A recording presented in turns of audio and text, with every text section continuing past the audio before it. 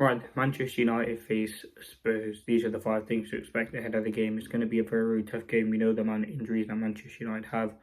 I'll be talking about my team, the tactics, and what to expect. So let's get straight into it. Now, number one, changes. Listen, the team that faced Leicester wasn't good enough, and there has to be some rotations. Obviously, Martinez will be out of this game. Ugarte, Collier, Mainu, Ahmad.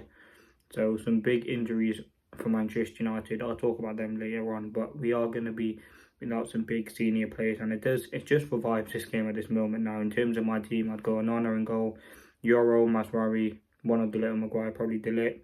I'd go Dorgu left wing back, Delo right wing back, Casemiro and Bruno in midfield, Ericsson, Garnacho, and Xerxes. I mean, as I said, there's going to be a huge reliance and huge pressure on the youngsters in the game. We know Sekou Kone's travelled, Chidi Obi has travelled, Jack Morehouse, Eli Harrison, who's a keeper.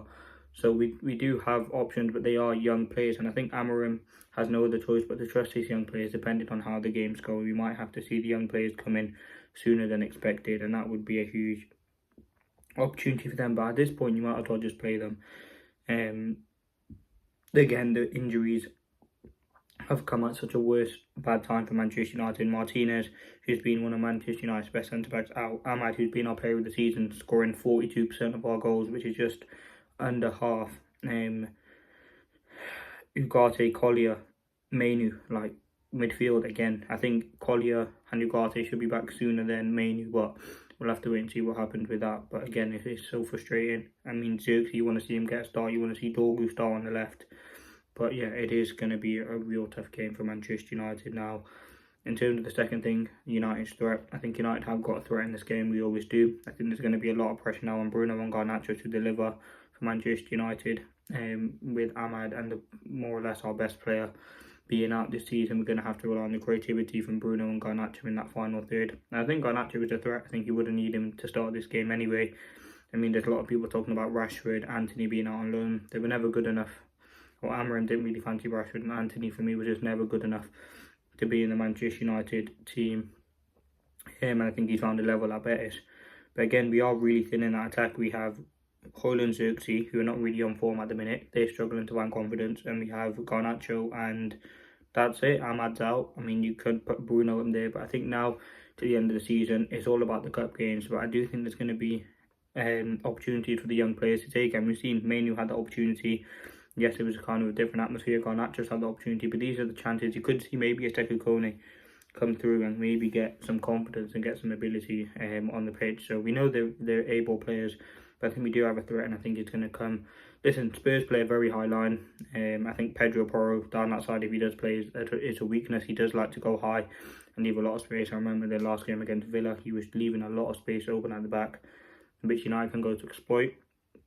In terms of other players, or other things we can exploit, I think the midfield at times has been a bit ropey, but they have got good players. I think we can exploit them. I think defensively we're sound as well. So let's see what happens. Now, number three, Tottenham's threat. Now, Tottenham, as I said, they've been a very inconsistent team. They've beaten Man City, they've beaten United, but they've also got thrashed by Liverpool, thrashed by Everton, was it?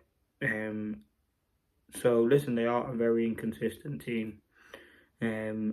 But they're at home, they have the upper hand, they still have good players. I know Son hasn't really been on it recently, but again, we know what he can do in any moment if we do give him that time and that space and the opportunity to. Kulusevski is a good player. I like Bergval. They've obviously got a lot of injuries themselves, so there's no real excuses in this game. They've got good players, but again, they have weaknesses. I think in goal, Kinski, if you have a decent shot, he is a keeper who's making a lot of mistakes at the moment, so you should be looking to exploit that. Now, the fourth thing, trust the youth. In a game where Manchester United have a lot of senior players out, it's going to be from now to the end of the season, and Manchester United to trust the youth players. As I said, we have a very, very talented academy, and that's where Amorim must look to utilise. He's talked about it in interviews and press conferences before, but it's going to be so much more reliant on them. And listen, there shouldn't be too much pressure on them. They are still young kids. But this is an opportunity for them to take it. You should see Chidiobi, Sekou Kone, Jack Morehouse, who are very talented players. And other players, Shea Lacey, they are talented players in their academy that Manchester United should try to use, and I think that's something that we're going to see going forward with the amount of injuries. As I said, we literally don't have any midfielders. We have Casemiro, Ericsson, and Bruno. That's literally it. And I think you have to play Bruno in the pivot because Ericsson just doesn't have the legs to do it. And I want to see Ericsson further forward. Casemiro, we're just hoping he can have a good game because, listen, Amram doesn't want to play him, but we have no other choice. Collier's out, Ugarte's out, Mainu's out. So we're going to have to see that. It's disappointing for Mainu as well because he's already had a big injury this season. Another one for him that's going to keep him out for weeks. He was slowly starting to develop in that number 10 as well. So, yeah, that is worrying. But, yeah, you want to trust the youth in a game like this. You could see Chidi Obi come on from the bench. So, we'll have to wait and see what happens. Now, the fifth and final thing to expect is the result. Now, listen, Spurs concede goals, but so do United. It's a must-win game regardless of what's going on. They're 2 points behind us. If they win, they'd go above us. United could end up in 16th place at the end of this game week. In terms of predictions, I think it's going to be 3-2 Manchester United. I think it'll be a high-scoring game. Spurs have already scored 7 goals against us this season. Listen, it's going to be a chaotic game. I think Spurs, we know what they offer. We know what Manchester United have to offer.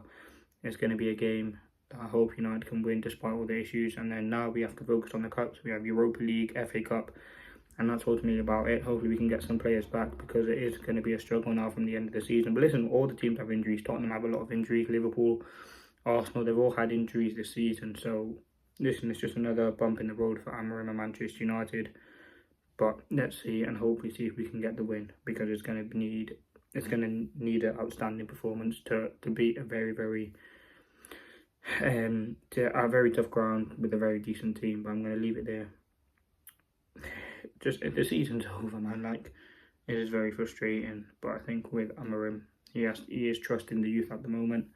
He has no other option really. So yeah, we'll have to see what happens. Thanks for watching.